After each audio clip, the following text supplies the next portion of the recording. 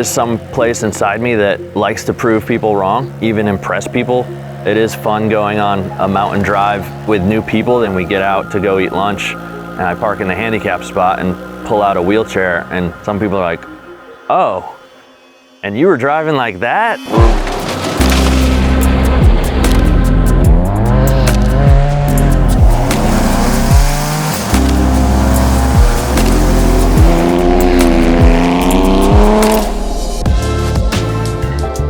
I love getting reactions like that, to be honest. It's a great feeling to know that people are really impressed by that, but also that they didn't think twice about it before.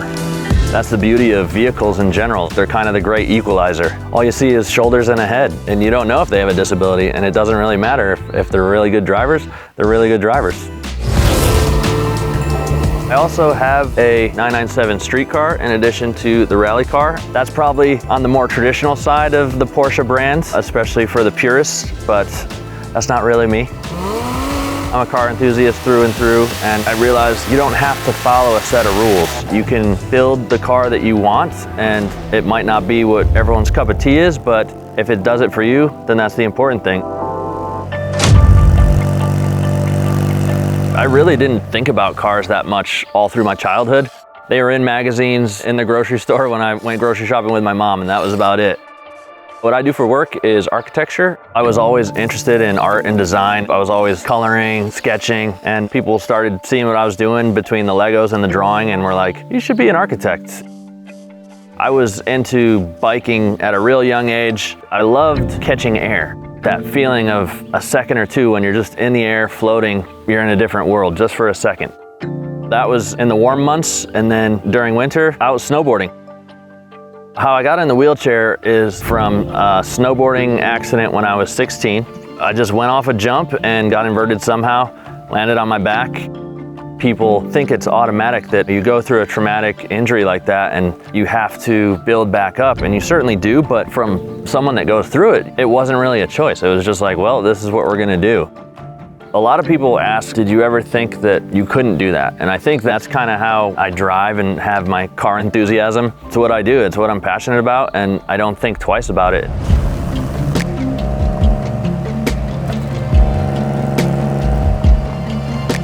I graduated college, got my first job, bought my first car, which was just a Mazda 3 hatchback. I was really about the functionality back then for the wheelchair. Then I finally decided time to move up in the world, and I got my first BMW. Then I found the forums, and that's when the floodgates really opened. That led to autocrosses, track days. I was like, this is fun, but something's missing. And so that led me to rallycross, and I built my first rallycross car, which was an E36, graduated up to my E82 135, which was my daily for a while. And then I got a 911, and so the 135 became the rallycross car. And then someone gave me the crazy idea to build a Porsche rallycross car.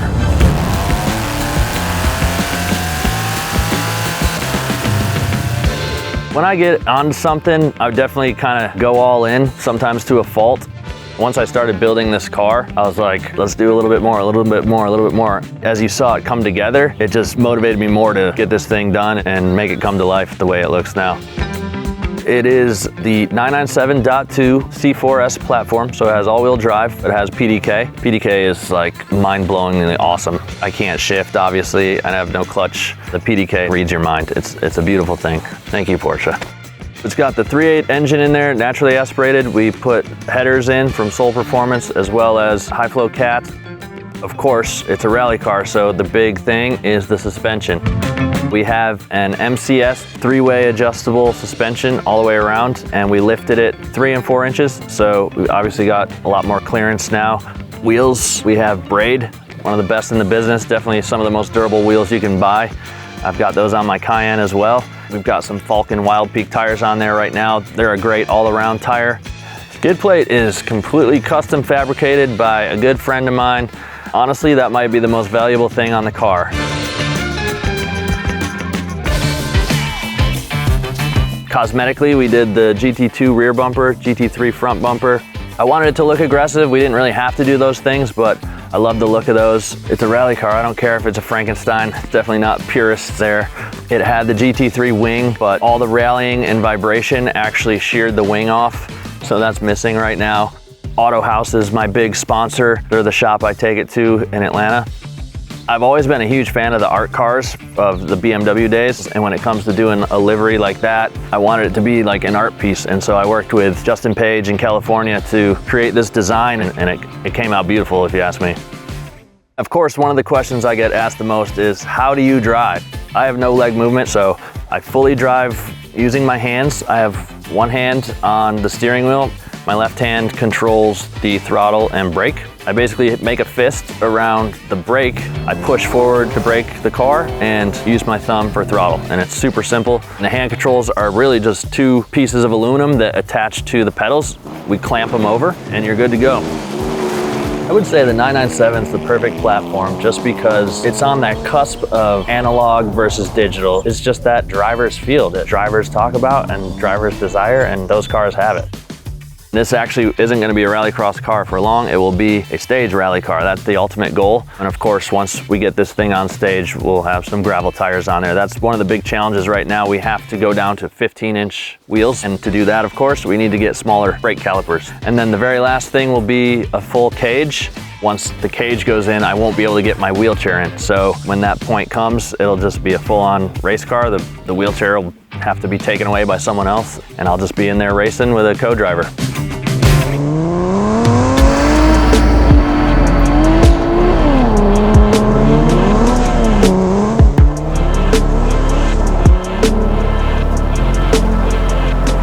Even though I live in Atlanta and live in the heart of the city, we're lucky that there's beautiful trails and nature like this, only an hour in almost any direction.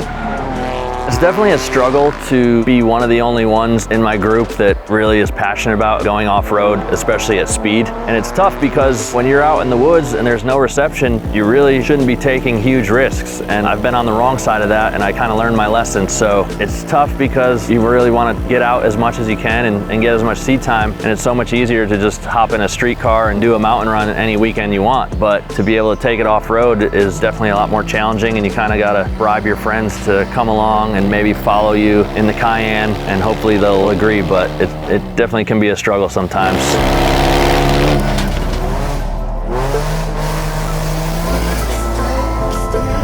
Brings me great joy to be driving and pushing hard. Everyone should find something that they're passionate about and brings them joy and they have fun doing.